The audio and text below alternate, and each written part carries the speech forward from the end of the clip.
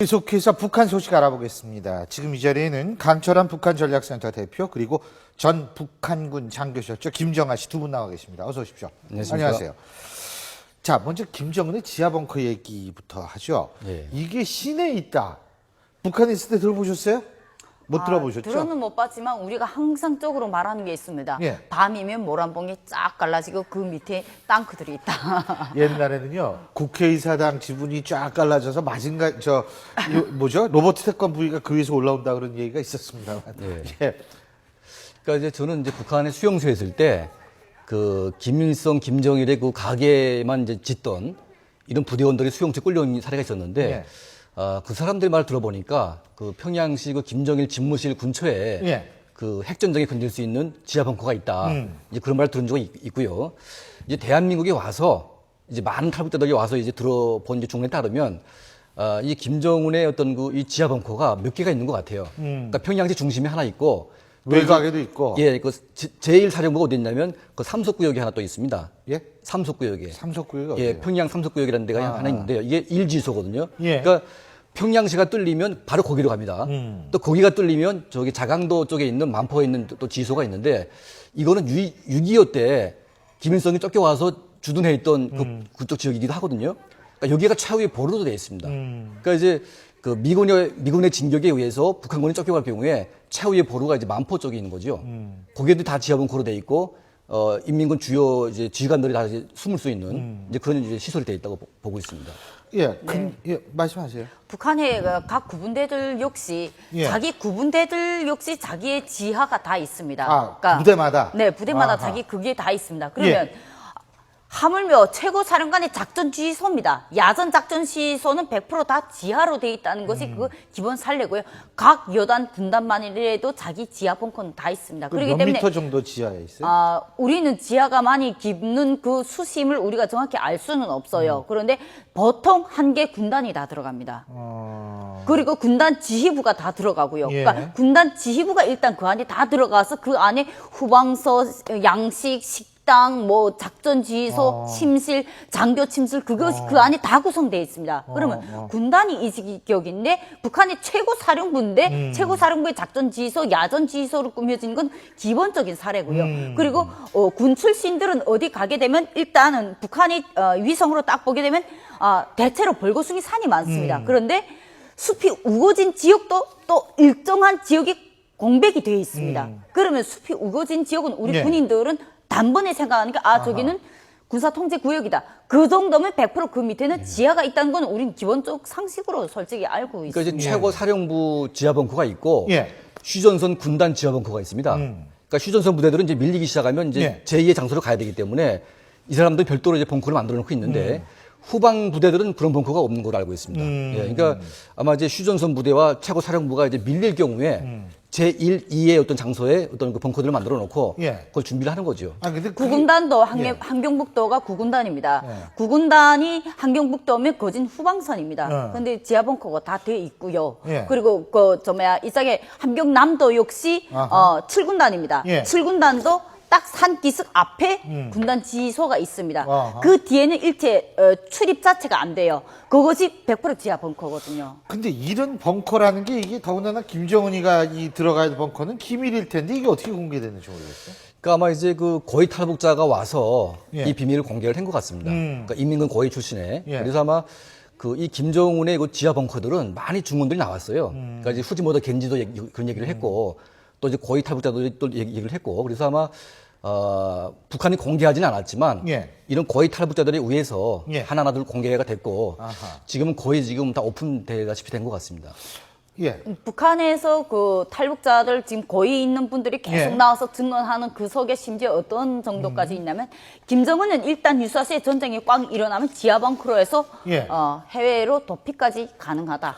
이런 것까지 나오고 있습니다. 그렇게 하겠죠. 예, 근데 그러니까 이제, 예. 평양 중심에서 삼석구역까지 지하로 통로가 되어 있기 때문에 일단 유사시가 되면 그 김씨 일가와 군단 그 최고 사령부 지휘부는 지하로 다 빠지게 되어 있습니다. 그래서 아마 그 삼석구역 지휘소가 뚫리면 바로 이제 만보까지 갈 수 있는 한 이제 가지 그런- 사례로 예. 말씀드린다면 제가 병사시설 군사복무하던 데가 함경남도 심포 그 경수로 건설을 하던 데입니다. 그게 인봉이라는 그 상이 우리 중대 앞에 바로 있는데 거기에서 우리 중대가 그 지역에 아하. 배치된 지 20년 예. 만에 지하 벙커를 발견했는데 그것이 일제시기 때 파는 지하라는 거죠. 산 허리 중심에. 그런데 거기에서 20년, 정말 예. 한 50년 동안 묻혀뒀던 무기를 발견했는데 무기가 단 한 대도 녹슬지도 않고 그렇게 잘 되어 있습니다. 그러면 북한의 지하 벙커는 거진도 일제시기 때 파놓은 지하 벙커들도 있지만 예. 그것을 군인들이 찾아내서 알겠습니다. 활용도 하지만 북한 내부가 만들어놓은 지하 벙커도 있다. 이것을 말씀드리고 싶습니다. 자, 벙커 얘기는 여기서 그만하고요. 좀 딴 얘기, 재밌는 얘기예요. 예. 이 북한 교과서에 북한판 역사 왜곡, 지금 뭐 아유 북정이냐 검정이냐 우리나라도 말들이 많은데 정말 북한 교과서는 신기하더라고요. 보니까 자, 이 교과서 내용 혹시 기억나세요? 네네. 다 기억나죠? 다 기억나세요? 예. 예, 예를 들면 그러니까 이제 저는 대한민국에 와서 예. 그 세종대왕이 훈민정음을 만들었다는 것을 처음 알았습니다. 아, 저도 처음 알았어요. 예, 그러니까 지금은 이제 북한 교과서에서 그걸 보여내주고 있어요. 왜냐하면 남쪽에서 하도 그걸 비방을 해가지고 예. 지금은 나오고 있는데 아하. 우리 때는 그게 없었고요. 예. 그리고 이제 3.1운동 같은 경우에도 김일성 일가가 주도한 거로 되어 있습니다. 그러니까 33인이 안 나옵니다. 북한에서는. 근데 여기 와보니까 유관순 역사라는 걸 처음 들어봤고요. 아, 예. 그리고 이제 뭐 저 김좌진 장군, 어. 청산리 전투 이런 거 전혀 모릅니다. 오로지 김일성 혼자서 다 한 것처럼 만들어놨기 때문에 예. 남쪽이 와서 새롭게 알게 된 역사가 대부분이고요. 예. 거의 뭐 이제 그 항일 무장 역사라든지 모든 역사가 다 거짓말로 지금 만들어져 있다고 봅니다, 지금. 그게요. 그렇게 될 수밖에 없는 게, 자, 제가 좀 읽어볼까요? 김일성은 솔방울로 총알을 만들고 하늘에 용마를 타니면서 외농부대를 물리쳤다. 아니, 3.1운동만 할 수 있겠어요? 다 했지. 날라다녔다는데. 저는 학교 때 그 기억이 분명히 나는 게 네. 김일성이가 총 한 방을 쐈는데 앞에 적이 두 놈이 죽었답니다. 한 방으로 두 놈의 적을 부신 것이 바로 우리의 위대한 장군 김일성 장군이고 그리고 네. 7살 때 만경봉에 걸린 무지개를 잡으러 만경봉에 올라갔답니다. 그러니까 일상적인 생각으로 하늘의 무지개를 잡겠다고 우리 생각도 못 하잖아요. 근데 그걸 올라간 것이 바로 뛰어난 지략과 뛰어난 그 아하. 비상한 머리로 그런 걸 했다. 이렇게 교육을 근데 하거든요. 김정은이에 대해서는 더해. 김정일이에 대해서는 더해요. 먹으로 일본 땅을 까맣게 칠했더니 시도에 있는 일본 땅은 이제 칠한 모양이에요. 그랬더니 일본 전역이 암흑천지가 됐다. 그러면서 폭우가 쏟아졌다. 아니 그러면은 김정일이 일본 지도 오려냈으면 큰일 날 뻔했어요. 그렇죠. 아니 이런 거 믿습니까 이거를? 그러니까 이거는 이제 어린 아이들, 그러니까 네. 초등학교 때부터 그걸 배우는데 초등학교 1학년부터 4학년까지의 그 현명대사 교과서에 이런 식으로 나옵니다. 예. 그러니까 이거는 이제 수용을 우상숭배하기 위해서 예. 신격화를 하다 보니까 예. 이제 정말 이제 뭐 말도 안 되는 얘기들이 나오고 있는데 고등학교 때부터는 약간 좀 말이 되는 얘기들을 만들어내고 말이 있죠. 되는 예. 그나마 말이 되는 얘기. 그렇죠. 근데 예. 3살 때 총 쏘는 건 말이 되는 거예요? 아니, 솔직히 이번에 그 어린 3살 아이들 때 때 한 거죠. 아이들이 총을 그건 말이 쏜다는 돼요? 그 문제를 그러니까 어린 아이들 교과서에 그렇게 하는 거죠. 올해 4월 달에 교수안으로 맨 처음에 만들어서 선생님들한테 배포했습니다. 그런데 그것을 배포할 때 지금의 아이들은 장마당 세대에서 태어났던 아이들이기 때문에 그게 지금의 아이들은 안 먹혀요. 예. 따지고 그것을 물어보는 건데 애들이 제일 황당하게 물어본 질문에 선생님들이 가장 답한 게 뭐냐면 선생님 3살 때 권총 사격이 가능합니까? 3살 때 자동차 운전이 가능합니까? 하고 물어본 거예요. 왜 3살이면 자기네가 다리 기상이 짧아서 운전대에 앉아서 그 브레이크를 밟을 수가 없다는 걸 그 아이들은 머리 사고를 너무나도 알기 때문입니다. 그래도 참 다행인 게 3살 때 비행기 몰았다고 얘기하지 않은 게 얼마나 다행이에요. 예. 그렇죠. 그러니까 지금 그 김씨 일가의 그 우상숭배는 우리가 상상하는 것을 초월하기 때문에 너무 황당무계합니다. 예. 그러니까 이제 이게 그 당 선전부 김기남이가 이 거짓말 만들기의 규제거든요.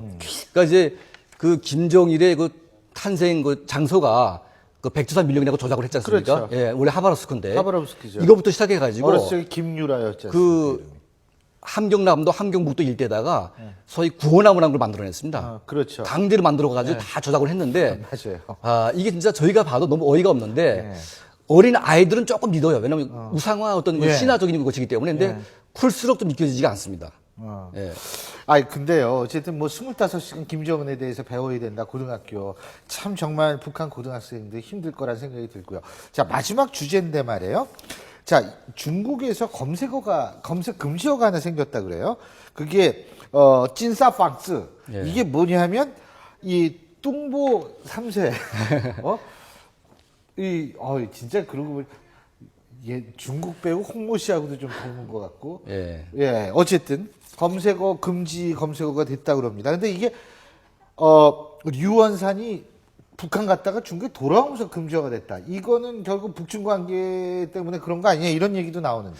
그러니까 조금 이제 김정은을 배려하는 것 같습니다. 예. 왜냐하면 중국의 입장에서 이번에 그 운하삼합 발사를 못 막았으면 이제 한국의 사드 문제가 나올 수밖에 없고 또 이제 일본도 이제 뭐 미사일 또 개정안을 또 내겠죠. 그러니까 중국으로서는 이번에 미사일을 막는 게 최선의 그 목적이었고 북한도 당 창건 기념일에 누군가 한 명도 안 오는데 중국에도 와줘야 되는데 이게 안 오게 되면 큰 문제가 생기거든요. 그래서 서로가 이관계에 맞아서 이게 잘 풀었는데 예.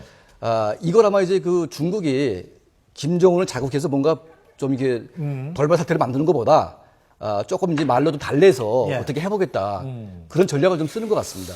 솔직히 예, 뭐 간단하게 중국이 해주세요. 이번에 거기 예. 갔을 때 북한도 거기에서 요구를 딱 했을 것 같습니다. 네. 우리 핵 안 쏘겠으니까 대신 김정은 이거 돌아가는 예. 거 하나라도 들어줘라. 결국 뭐 뿔난 아이를 뭐 그냥 채찍질 하는 것보다 당근 하나 준 격이 아닌가. 그걸로 예. 해서 결국 중국과 북한의 관계 문제가 완전히 완화됐다고 보기에는 알겠습니다. 아직은 이르다고 생각합니다. 예, 오늘 두 분 말씀 여기까지 듣죠. 고맙습니다. 감사합니다.